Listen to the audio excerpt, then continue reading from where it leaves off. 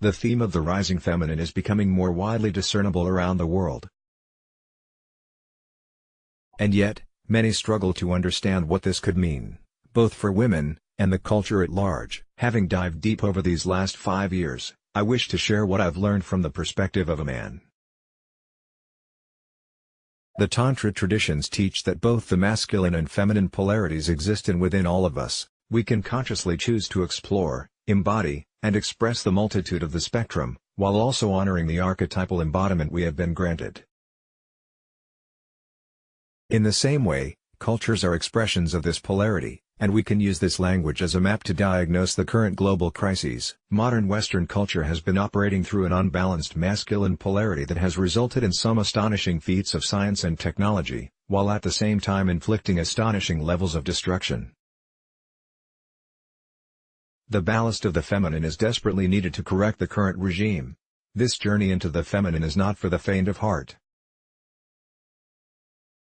I began reading the existing literature on the dark feminine, starting with Marion Woodman's Dancing in the Flames, The Dark Goddess and the Transformation of Consciousness. She writes, "The mystery of Kali is that she is perpetually destroying and at the same time, destroying in order to create, creating in order to destroy, death in service to life, life in the service of death." Masculine and feminine polarities exist within all of us. When one seeks to approach the dark goddess, they must be prepared to lose much of their assumptions and certainties about themselves and the world. Second, I realize that using the terminology masculine and feminine immediately puts me at odds with any feminist position that aims to dissolve the idea of essentialism. Essentialism in brief, essentialism is the belief that there are fundamental qualities that can be uniquely attributed to the polarities of the masculine and the feminine. In regards to gender, these qualities then constellate in those who identify and express as man or woman. I believe the vast majority of mainstream culture would agree with this. The trouble starts when gender essentialism becomes a tool of oppression. Suddenly, a celebration of polarity turns into all men must be like this and all women must be like that. For example, men are not allowed to feel or express their emotions, and women are judged too fragile and inferior because they feel too many emotions. As well, the masculine/feminine language can invoke a binary that erases the spectrum of gender fluidity. Given this, you might wonder why I still make the case for using the terms masculine and feminine, in part, because I have come to understand that essentialism does not inherently mean there is an objective gender ideal that we must all aim for. Instead, we can see and experience these polarities from their variety of incarnations, through every man, woman, non-binary, gender-fluid, trans, and two-spirited incarnations. It's important to embrace the qualities of both genders within each of us. The need for the feminine in the electronic music world. In the summer of 2012, my life changed. On the drive home from an Indigenous leadership gathering near Vancouver, Canada, I happened to listen to an electronic mix from DJ Applecat, who delicately wove a sonic story through the cosmic and the carnal realms. The archetype of the dark goddess arose in my mind's eye, known by many names, though in the Hindu tradition she is known as Kali.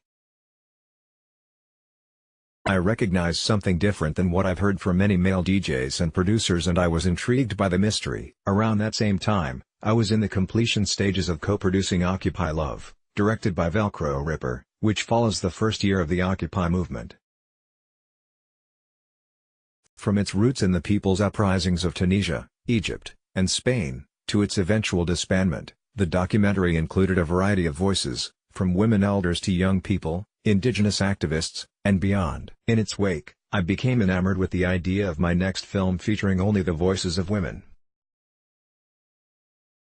These two things collided, a film about women and the rise of the feminine in electronic music. Now, 5 years later, Amplifier is poised to be released to the world.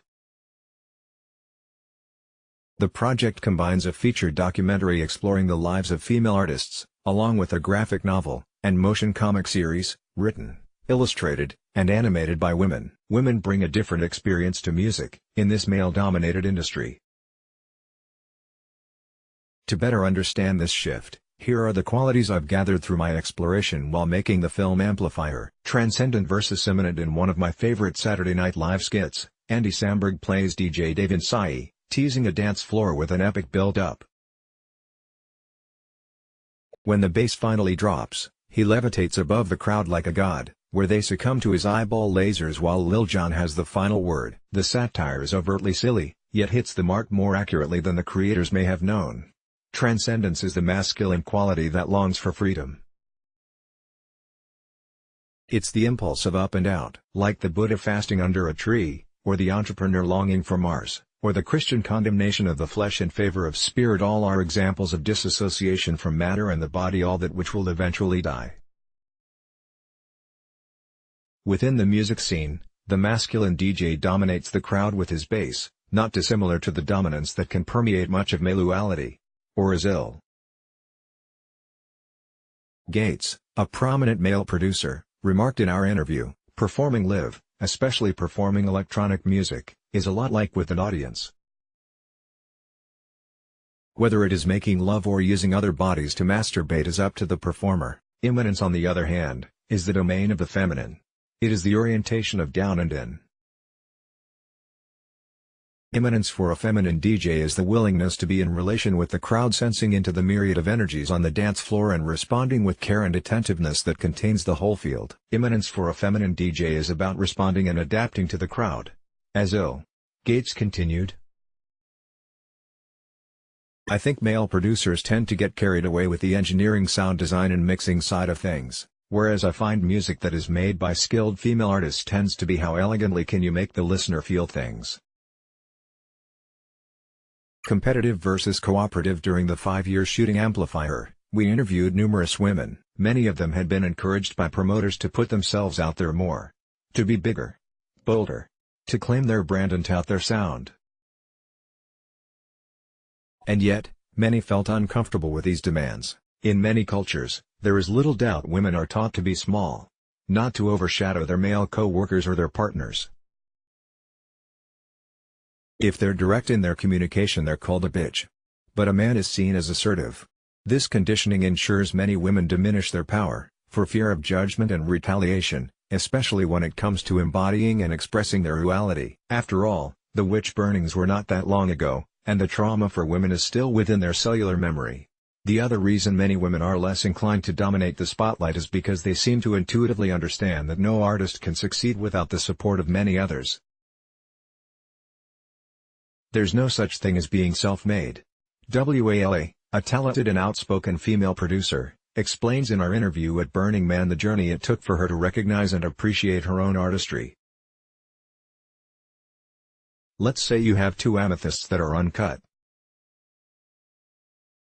They're the same type of crystal, though if you shine light through them it's going to come out differently for each crystal. I can take credit for the crystal form, because that I do work on. But ultimately, when people hear something beautiful in my music, I think they're hearing the light coming through, and that all of us have a shared experience of light if we open ourselves up to it, but you can still appreciate that each crystal is slightly different. Feminine energy is about cooperating to rise each other up, rather than competing. Linear versus intuitive. According to a recent survey by Thump magazine, women comprised only 17% of major festival lineups in 2016. We found similar numbers while shooting Amplifier, and figuring out why led us to explore various theories. One reason is that women are less likely to get booked for economic reasons. Festival promoters need to earn revenue, and if they don't believe a female artist will bring in ticket sales, they're more likely to book a known male act. Yet, if female artists don't get more exposure, they aren't likely to command higher sales. It's a chicken and egg scenario, though with increased visibility, the statistics are changing.